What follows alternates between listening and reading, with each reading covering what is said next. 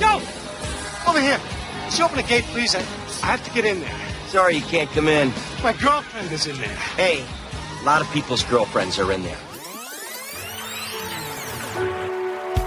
Hey, podcast listener, even if you are alone in your entrepreneurial journey, know that today, right now in your earbuds, you are joined by thousands of entrepreneurs from all around the globe seeking to grow better, more profitable location-independent businesses. If you'd like to learn more about what we do and download our entire back catalog, check out tropicalmba.com.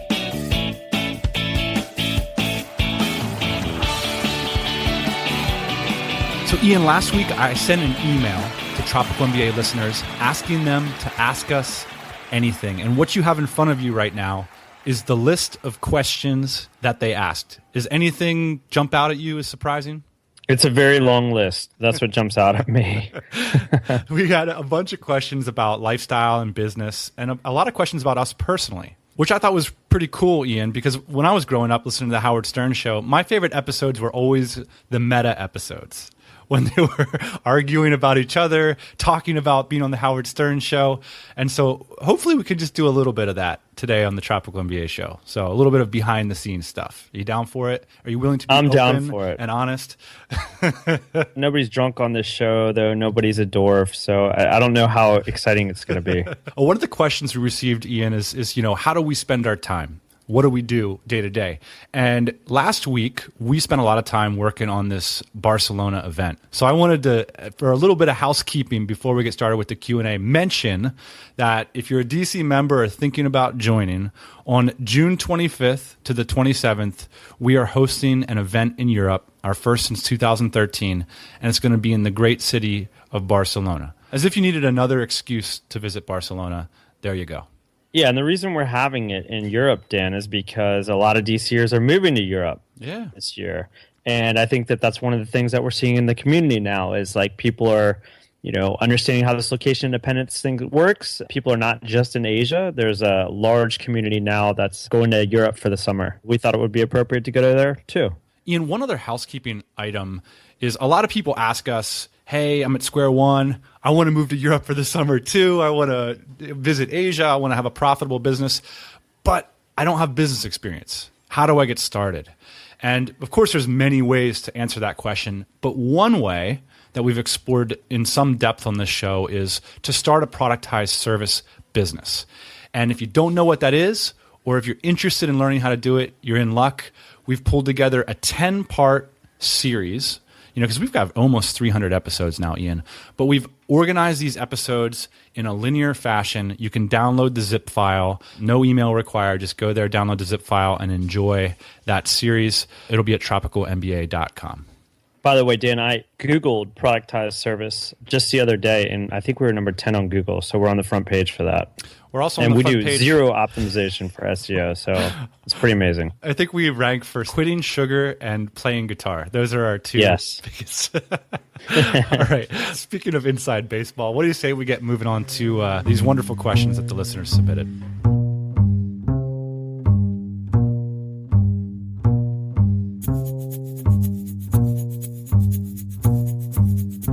All right, we got a bunch of questions here, so we're going to go rapid fire and try to get through as many as possible. We haven't prepped on this stuff, so we're going to try to get the honest answers, our first thoughts on these things. So we'll read them back to each other, Ian. Maybe pick out the ones that interest you, and we'll ask each other. So Sin from Rio writes, what's your number? Is there a point or scale of income that you want to reach and stop growing the business? This is good. By the way, we should be having this conversation privately, but now we'll just have it publicly. Yeah, we'll just talk about it right here. Is there a number? No, there's not a number, but there's a reason there's not a number, I guess, for me. The reason there's not a number is because I think that this is a question that a lot of people ask that don't have a business or aren't in business yet. And Sin, I don't know if that's your case, but I get this question from a lot of people that say oh man, don't you think you would just sit on your ass if you had $5 million in the bank and didn't have to worry about anything? And that's for people that think that the motivation of all this is to get that money and to be able to sit on your ass. If you've ever sat on your ass for any length of time, you'll realize how boring it is, because I've done this experiment before. It's very boring. I'm not in it for the number. sin. I'm in it for the exploration. I'm in it for the adventure. I'm in it for the journey. As long as it's interesting to me, as long as we're doing fun things, we're going to keep doing it. Now, in terms of like, when it becomes to the point where you don't have to work anymore, I don't know what that's going to look like because we might live to be very old. I mean, seriously, like that's one of the things that I'm thinking about now, Dan, is like, oh man, like if I don't do anything stupid, like I might actually live to be like very old, and everybody's retirement, that they thought they were saving for, like when you retire at 60 and you die at 80, like that just might not be the case in the future. So Yeah. I don't think it makes sense necessarily to say that you're going to live to 150, to say that money is going to even matter when you're 150 or anything like that. But the long answer here is like, I don't have a number. I'm doing this because I love it. I agree. Like the number thing doesn't work for me. It never really worked for me. People used to say, oh, I want to be a millionaire by the time I'm 35. Or a lot of us know millionaires who are freaking out about where the million's going to go. Like it's going to sort of melt away over the years because it's not going to get them through the retirement, or they can't earn residual income off of it. So it's gradually disappearing. So there's always the question, once you get to 1 million, where's the next million coming from? So that's why I don't have a number like that. But I had a goal in mind. It was 110. So $100,000 in savings, like a pad, and $10,000 in monthly income that is earned sort of in a lifestyle business fashion. So that's not $10,000 I'm getting from like client management or hustling the phones, but that's $10,000 I'm getting from a business that's run by people and process. I think we articulated that more or less to each other in our Dreamlines a few years ago. Our Dreamline episode is a really good one that we don't bring up a lot. I've had a lot of people email me about that. So if you don't know what a Dreamline is, we'll link to it in the show notes for this one. But yeah, Ian, that was kind of a bedrock figure for me. It's like getting 6 figures in the bank account and then having 10,000 come in every month. It's that cash flow figure that's more important to me than the top line be all end all be all number. Like you're saying, like I want to keep developing. I want to keep going. So if I feel like if I got cash flow, I'm in good shape. Whereas if I've just got that number in the bank, I'm a little bit worried because I'm wondering where the next number is going to come from. Adam writes us from Ithaca, New York. What has been the most financially rewarding part of living abroad? Also, what has been the largest financial penalty of living abroad? Dan, I think you can go first on this one, and then I'll weigh in. The most financially rewarding part might be the biggest penalty as well, which is the wealthy people that you can befriend or network with on a regular basis that are living unconventional scripts. So I feel like because I've lived abroad, a higher percentage of my friends are sort of high net worth in interesting entrepreneurial ways.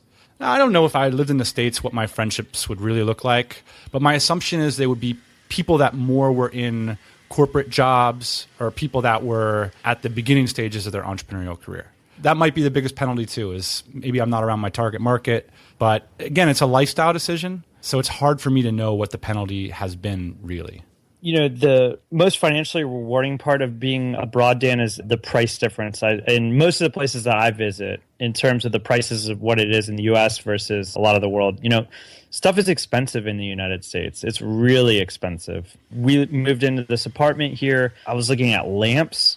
I mean, a lamp is like a freaking $100. I'm like, when did this happen? Yeah. When did everything get so expensive? It's just amazing because I was looking at this lamp, and then I was also planning for when we're in Barcelona. I'm thinking about, Dan, going to Greece. I didn't tell you that, but a trip from Barcelona to Greece is $150. And I'm just like, wow. I'm like, this is what happens when you live here, is all your money goes to buying lamps. It's just a total bummer for me because you want to have a semi-nice apartment. You don't want to spend a bunch of time on it. But at the same time, it's like this stuff starts to own you. And I can just see myself being back here for the last couple of months, this stuff just starting to own me. Yeah, I want to change my answer then based on Ian's. One of the most financially rewarding parts of living abroad, especially when you're not making a gazillion dollars, is living like a gangster. Last night we had a DC meetup and we ordered like ribs and a seafood plate and like we sat at a really nice restaurant. It was awesome.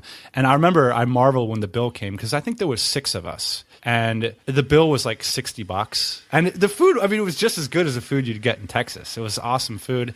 And then, earlier that day, I'm at the gym. I can have a trainer come over at any time. I can go get a massage for $20 at a really nice place, So yeah, there is that kind of like level of service. I have a maid that cleans my place for next to nothing. So there is that level of luxury that would be difficult to achieve back home.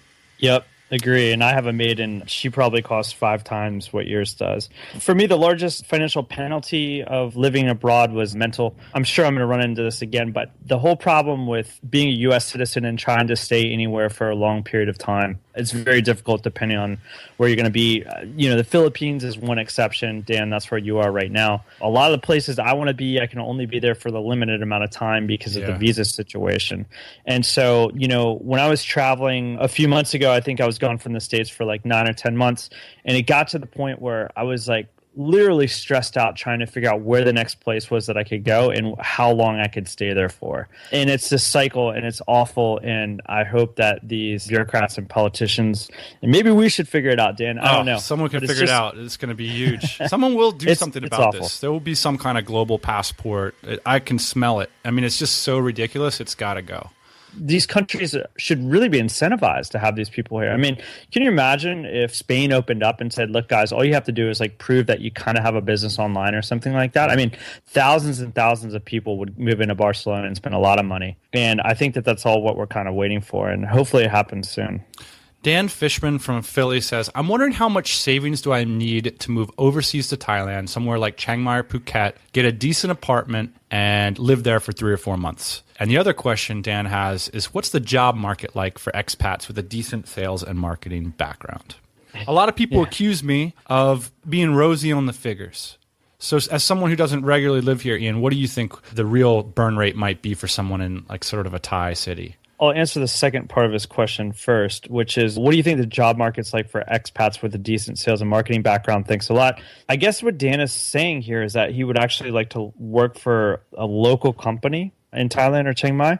So the good news is, like, if you're a traveler way back in the day, you used to have to like wash dishes under the table. Yeah. And you don't have to do that anymore, is my understanding. And I think you probably could find a job at a hotel or something like that.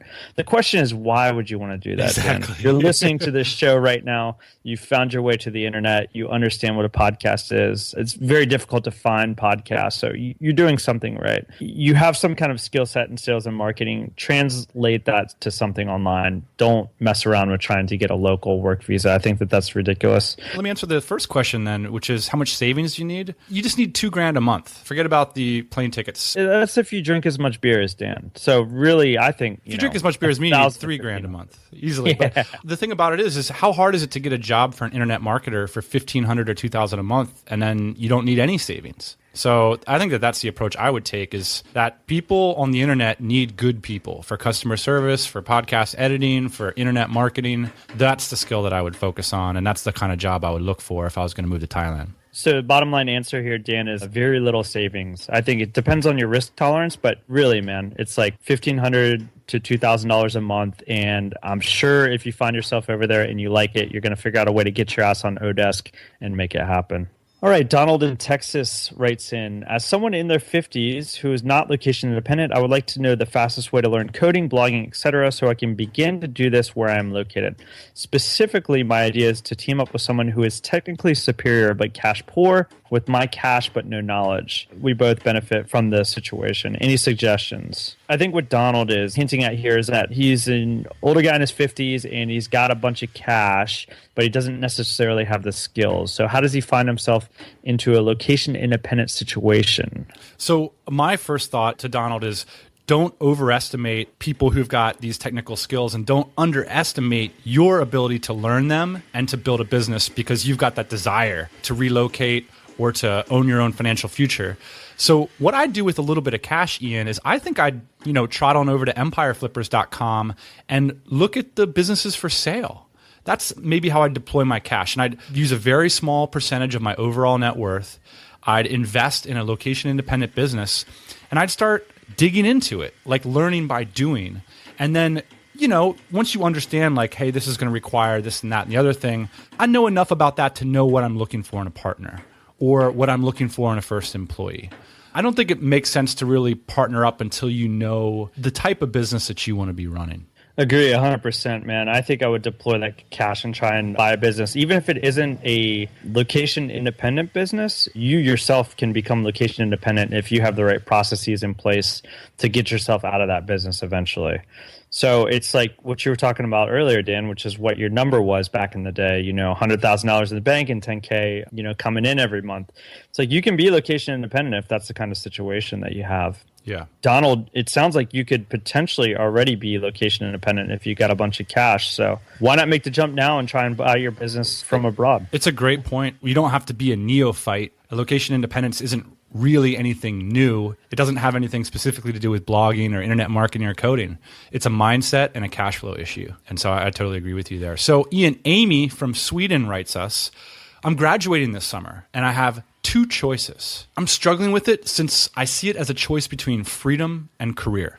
Here are the two options. Number one, SEO consultant at a firm I'm currently interning at. The upside here is I can probably leave to be location independent within 6 months.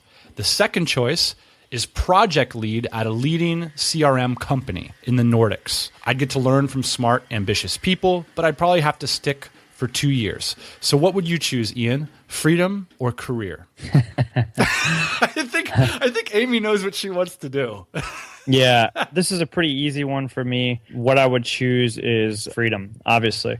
With that, I think what I would choose first is apprenticeship. So you're talking about the SEO opportunity, and then you're talking about a CRM opportunity. I think you got to ask yourself, where does your future lie? What do you want to do in the future? Is it CRM? Is it SEO? Is it a mix of the two? Find yourself in an apprenticeship where you can learn, and then you can go use those skills and go get your freedom. And here's my perception, and I might anger some people by saying this, but I'm sorry. There's a difference between corporate people and entrepreneurs. And when we say get an apprenticeship, I don't mean sit in Monday morning team meetings with a bunch of people who are mid-level managers. I mean get an apprenticeship with the owner of the business, because there's just a categorically different experience and attitude. And if you want the quote freedom that I think you're referring to long term, I would take Ian's advice and go direct to the owner of the business and try to learn from them. Yeah, and if neither of these situations, you're learning the skill set that you can employ on your own as a location independent business owner, then neither of these opportunities are right for you. Find yourself in a situation where you can be learning hands-on, real-time these skills, and then the next day after you quit your job, start your firm. Oh, geez. I could have seen this one coming. I would like to know more about Dan and Ian's dating and love life. It's crazy how many questions. Did your mom write this? It's crazy how many questions we got about this stuff, Ian. Mark from Florida is just one representative of many. It's just, I would say this. First off, most of the things about our dating and love life are entirely too embarrassing to bring up on the show. And boring, embarrassing, quiet, just not interesting. I'll say this. We're both in long-term relationships with amazing people, and we'd like to keep it that way. Does that sum up?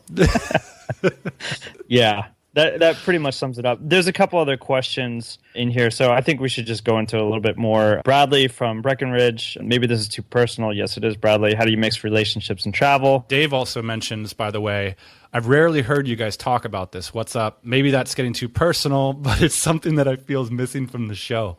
So let me just say, it's an opportunity for someone to start a podcast around this topic. Because I think this might be one of the few times Ian and I touch on it. I don't know.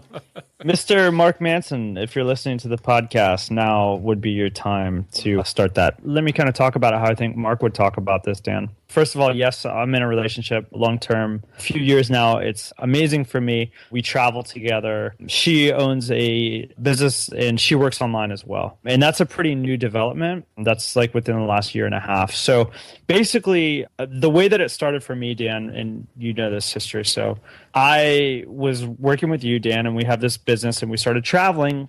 And for me, I realized that I wanted to have a relationship, basically. And it was very hard for me to meet that person while I was on the road, although I think it's totally possible. So when I was back in San Diego for a stint, I met somebody. I continued to travel. She continued to have her job. Eventually, at some point, I said, hey, I'm going to Vietnam for 6 months. Like, you should come, basically. It was a weird situation because you have to, respect that this person has a career. You have to respect what this person's bank account looks like. You have to maybe assume some responsibility on that end, depending on, what kind of financial situation your partner's in. So basically, for me, Dan, it led to a bunch of really interesting conversations. And I think it really accelerated things for me because it's not like you're just dating. It's like, hey, we're going to move in together and we're going to move in together across the world.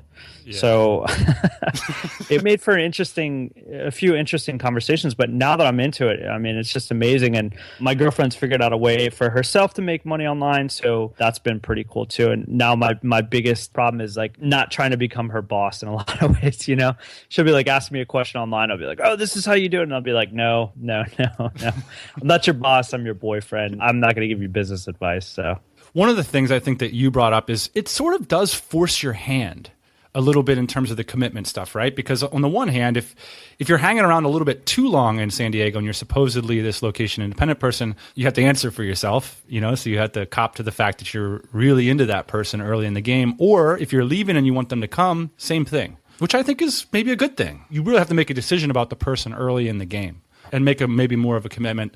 There's another thing I want to touch on. A lot of people, Ian, are scared of starting to live more location independently because they're worried they won't find that mate. I've heard this fear time and time again, and I actually had it a little bit myself too. It was kind of a worry in my head. Like, if I leave San Diego when I'm 26 years old and when I'm around these other young people, am I going to miss out on my opportunity to meet somebody? And my answer to that question, which I've received a few times, is to optimize for yourself. To get yourself in a place where you feel like you're pursuing what's truly congruent to you. Because I think it's pretty crappy to like meet somebody in the compromise phase of life. You know what I mean? Like when you're making this giant compromise and maybe you meet them and you guys are currently on the same trajectory. But the difference between you is you're compromising and they're doing their thing. So I think if you're living the trajectory that you feel congruent with, you're going to be able to spot other people that are on that trajectory easier.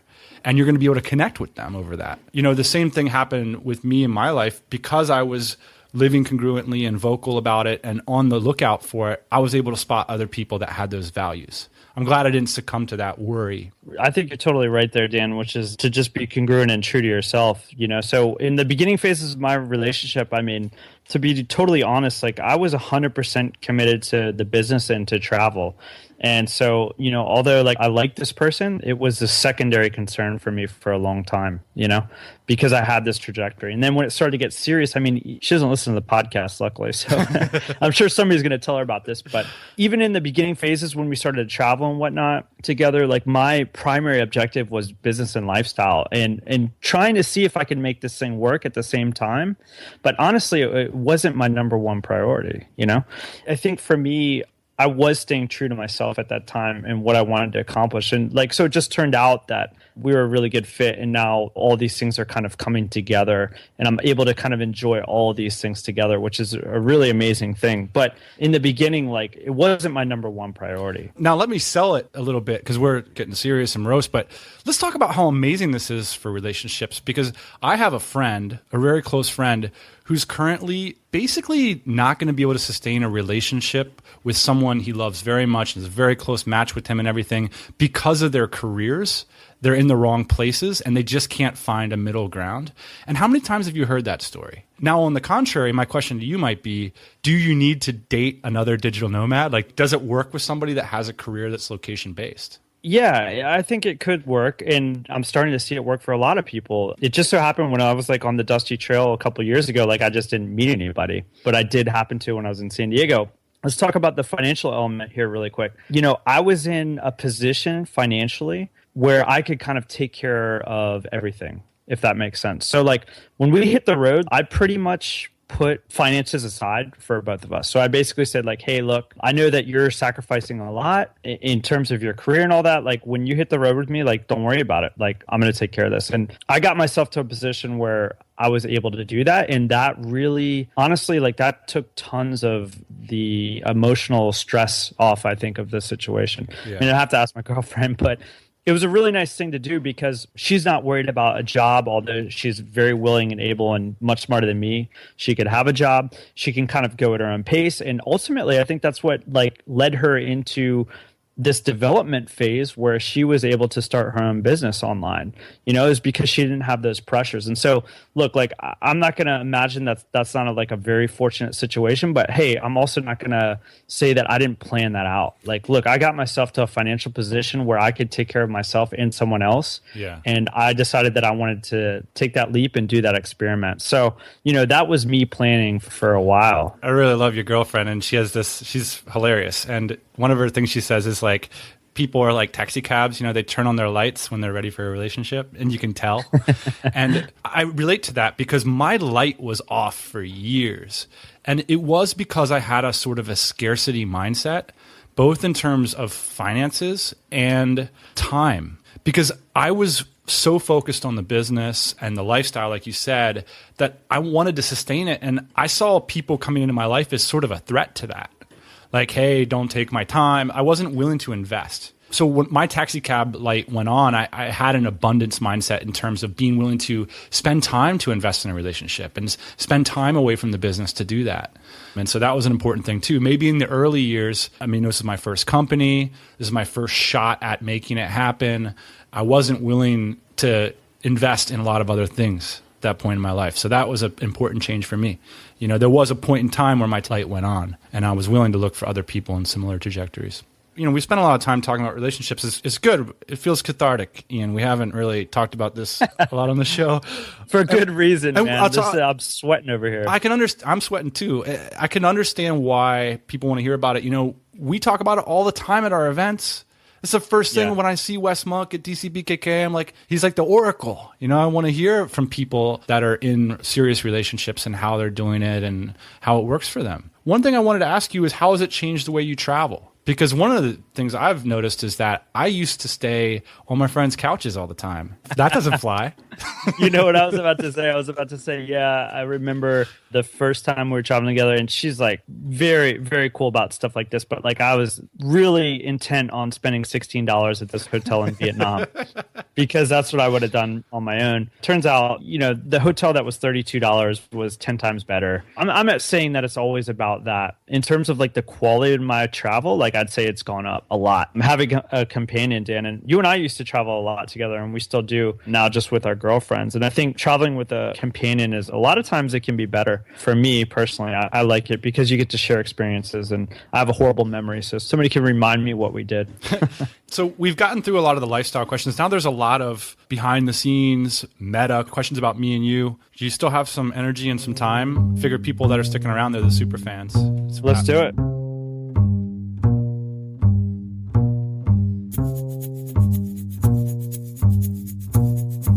Michael from Brooklyn, New York, a place Ian and I both love. How do you actually spend your days? And when are you working? What are you working on? So, Ian, I'd be curious, what's the average day in life of Ian without traveling? So when you're at home in Austin, what's your average day? On Tuesdays and Fridays, I have team calls with our product company. So I generally get up around 8 or 9 in the morning, do some prep for those calls. Those calls generally last until around 1 or 2 in the afternoon. And on Tuesdays and Fridays, like after that, like I'm kind of spent, because I've been on the phone for 5 or 6 hours. So like maybe I'll do some like follow-up emails on what we talked about. I'll do some further thinking, but that's kind of my day, Tuesdays and Fridays. Depending on what's going on in the DC and our other business, Dan, I'll generally spend a day or two with Alex, who is currently working on leading up the DC. We'll meet together at a cafe, or we'll meet together somewhere here in Austin, and we'll work on what's going on in those companies. So that kind of leaves me generally with like 1 or 2 days to myself during the week. During those days, a lot of times I'll work on whatever we're working on, Dan, inside of the DC or the product company, or I'll find myself in my garage. That's my sanctuary right now, and that's something that I had been working towards for a long time. I hadn't had a workshop, since I gave it up essentially to start this business with you in like 2008, man. I don't know if you remember that in Pacific Beach. I had my little garage there, and now I've finally got another garage, a little bit bigger this time, a couple more toys. So generally I'm tinkering in there, going outside, I'm working out. I ride my bike a lot, road bike, mountain bike. I got a 3D printer now, doing a lot of experimenting with that. Just a lot of fun projects. I try and just get outside as much as possible. What about you, Dan? So for me, my two main projects are the DC and the podcast, and DC members and other entrepreneurs. One of the businesses I work on the most is other entrepreneurs' businesses. It's like, you get to the point people are asking about, what's your number? You get to a point in business where you start to want to focus on the fun things. And I really like jumping on the phone or responding to emails of other entrepreneurs that are just launching a new product or doing something exciting. That really fuels me. So I spend a lot of my time on those kinds of projects. My day-to-day is pretty normal. I basically work from 8 a.m. to 2 p.m. and then the laptop gets slammed shut at 2 p.m. and I'm off to have fun. Whether that's, generally it's going to the gym, going to the sauna, getting a massage. In the evening time, I'll peek into the business again to see what's going on. Sometimes I'll work if there's a deadline, but more or less I'll spend the evenings going out to eat with friends. That's a normal evening for me. Very nice. I used to have that going out to eat thing, Dan, too. And I loved eating out. I especially love it when we get to go eat out, man. But let me tell you, man, I have lost a couple inches now that I started getting the food delivery to the house. That's been a game changer. So we have a food delivery at the house now, and they just deliver the meals. I think it's like between like $11 and $14 a meal, so it's really expensive. But they like count the calories, count the macros. It's all figured out. I got to get out of I've the lost house. some weight. I like the whole set up your castle thing, and I got a good little castle here. But man, I'm pulling my hair out at that point of the day. Wes Monk, a good friend from Ohio, writes, "What non-digital skills are you working on outside of the business?" And then he says, learning language, jumper from the elbow. Are you working on that? I am, actually. Better listener, better mate. Nice. So what are you working on? The main event right now for me is weight training. I'm working on my squat form. That's a new exercise that I've never incorporated because I came from a school of thought that was worried about injury. And so I've been working on like ankle flexion and getting mobility in my hips to do a proper squat. And I'm pretty much there. I'm spending a lot of time in the gym. Put it that way. I've gained like 15 or 20 pounds in the last few months. So that's been my thing, bro. Bro, do you even lift? How about you? So like I said, spending a lot of time in the garage. That's been fun for me lately. I went out last weekend out to the Circuit of Americas, and I got the opportunity to instruct with BMW Car Club of America. So that was pretty cool. I hadn't taught high performance driving in like several years. And so it was like really fun to do that. And my girlfriend was like reminding me that like part of like spiritual balance is like teaching people things, not just taking, It was like a good opportunity for me to give back. And so I had a lot of fun doing that. So hopefully I can do that in the future. But for me, it's trying to figure out a way to get myself onto a racetrack as often as possible.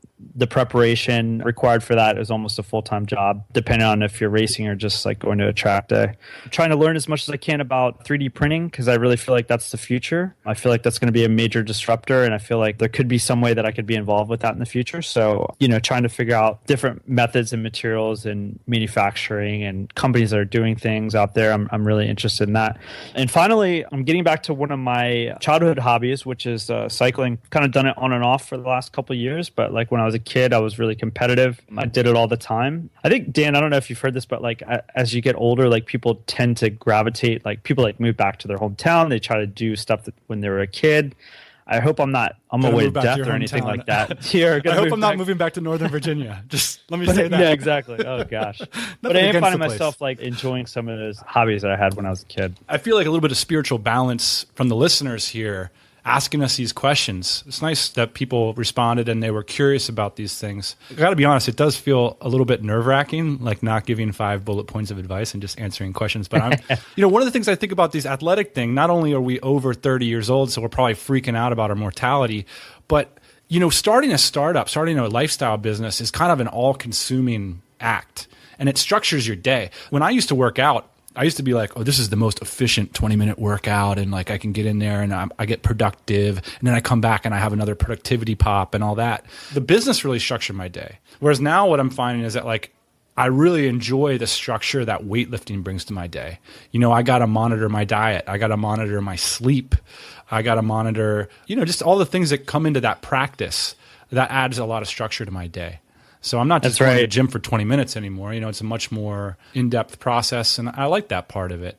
And also, people mention the basketball part. So that's part of the training that I'm doing, is training for basketball. I want to stay on the court for a few more years, Ian, even though, they call over 30s men's league ACL leagues. Matt from Colana asked who you got in the NBA Finals, and it's worth mentioning while we're having a completely indulgent episode that I'm a huge NBA fan. /NBA is my favorite subreddit. I have League Pass. I love Jeremy Lin.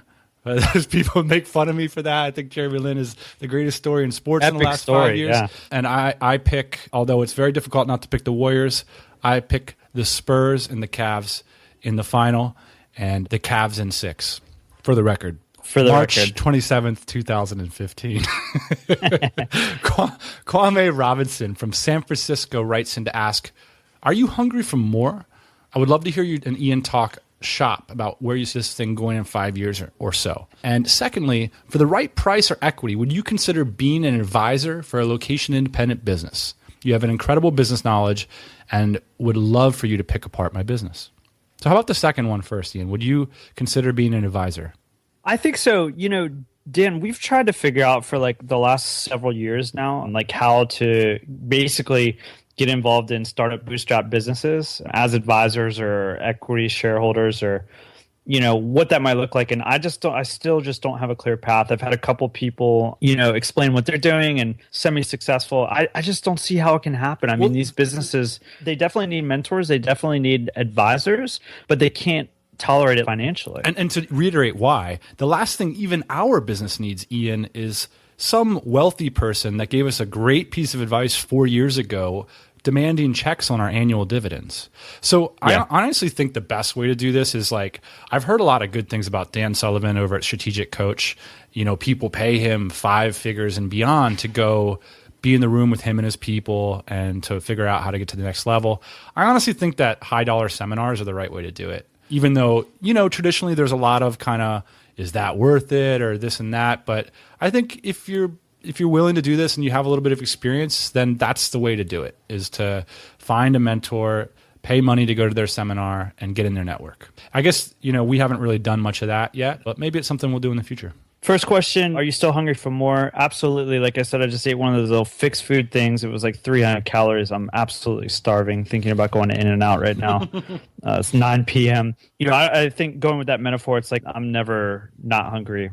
I'm never full. I think the same applies to this number thing. It's like there's no end game for me, I just don't see it that way. And I think a lot of people that ask about the end game thing, it's like if you've never sat on your ass, you don't know what it's like to be bored. So absolutely, man. My biggest fear is being bored, and that's not something I want to do. So I'm always looking for things to keep me busy and interested. There's this quote that's like, the biggest crime is being bored, or something. I don't know the quote, but I agree with it. It's just like, hey, man, if you're bored, there's nothing that you want to do in this world. You're looking at it through the wrong set of eyeglasses. So Agree. Patrick from a little place called Aspen says, where do you guys drive the most revenue between the podcast, the DC, portable bar company, cat furniture, all that stuff? Where do you see it going in the next 3 to 5 years? That's a question actually we received from a lot of people, including Will Johnson from St. Louis and many others. What is your biggest source of revenue and all that stuff? So I'll leave the dirty numbers talk to you, Ian.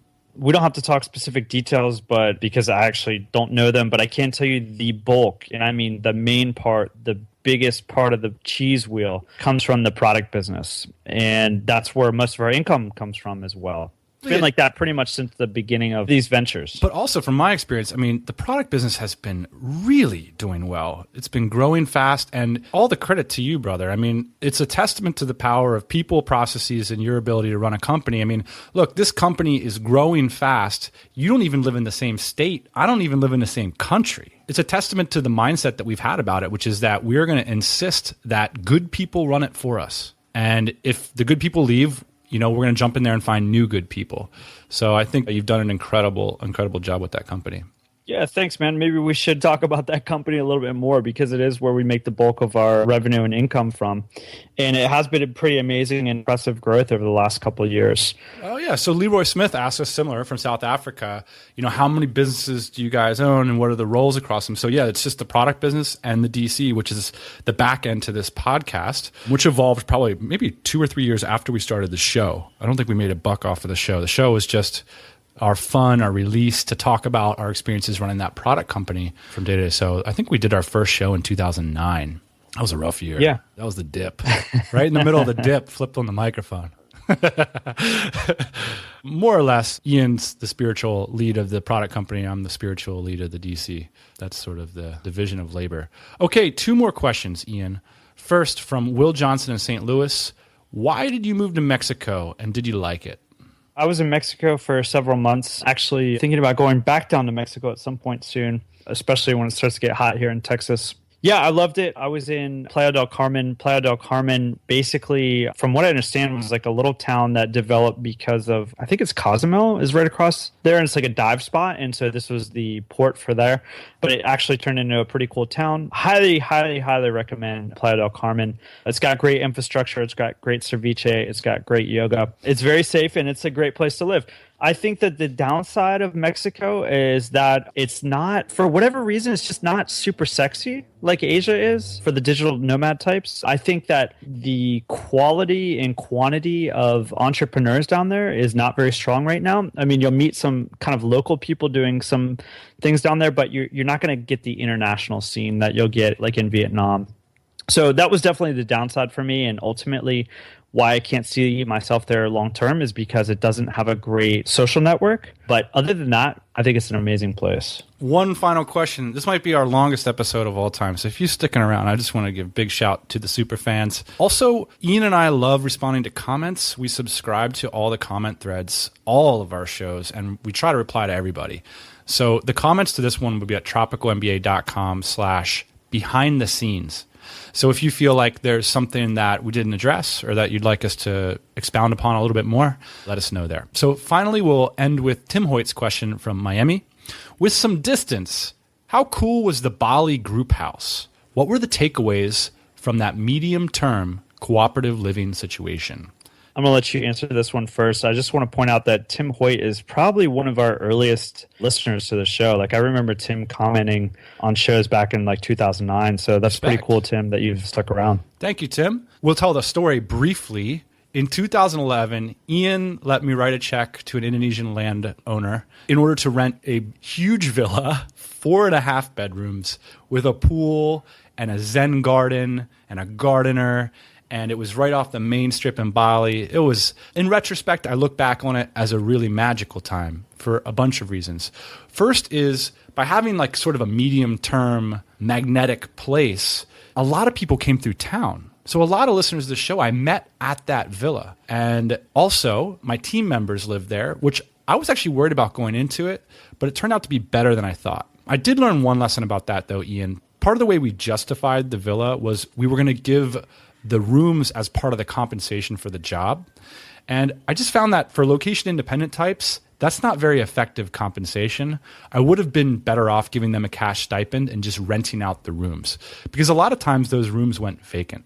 So that's maybe one lesson I learned. You know, I was worried about it a little bit, Ian, because I'm sort of introverted, and I was worried I was going to get frazzled and sort of worn out by people being around all the time.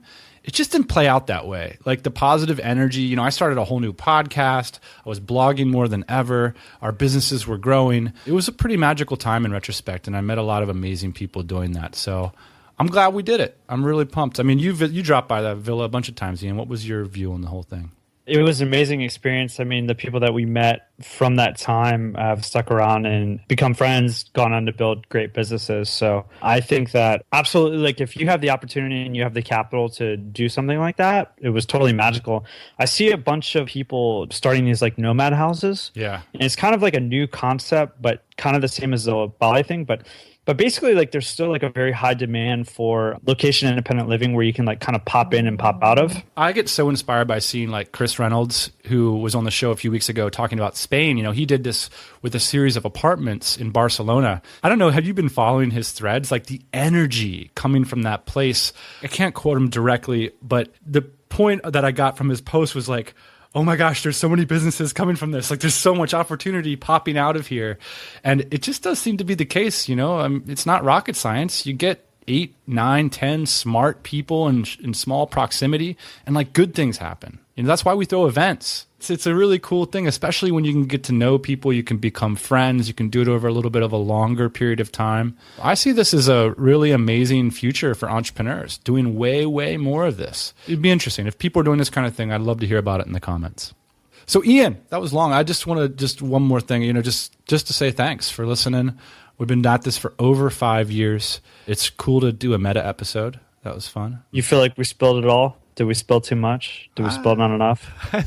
Like I said, people's takeaways when they meet us in person is that it's underwhelming, because we're just people that are trying to grow businesses like most of the people listening to this podcast. So it's a pleasure to join you all. And by the way, we're going to do another episode like this, but we're going to focus it on the business. But if you have any questions you'd like us to address in the business version, let us know in the comments of this one, tropicalmba.com/behind-the-scenes. Any parting shots, boss man? I'm going to go get that burger I was talking about. Sorry. All right, we'll be back next Thursday morning. Hey, thanks for listening to the Tropical MBA podcast. You can go to tropicalmba.com, get access to hundreds of back episodes and all kinds of other goodies. Load up your iPod. That is the cheapest way to fly business class on your next international flight. We will see you next Thursday morning, 8 a.m. Eastern Standard Time.